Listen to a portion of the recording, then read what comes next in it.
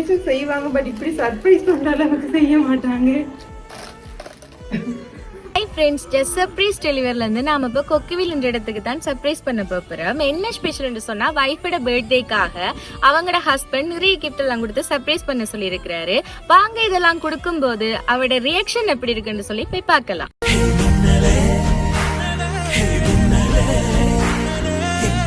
உங்க பேர் என்ன? என்ன ஸ்பெஷல்? எத்தனையாவது பர்த்டே? 25. நாங்க ஜஸ்ட் சர்ப்ரைஸ் டெலிவரி வந்து வரோம். Wish happy birthday. Thank you. யாரும் அனுப்பிக்க மாட்டாங்க. யாரும் இல்லையா? யாரோ ஒருத்தர் தானே அனுப்பியிருக்காங்க. உங்களுக்கு பிடிச்ச ஒரு ஆள் தானே அனுப்பியிருப்பாங்க.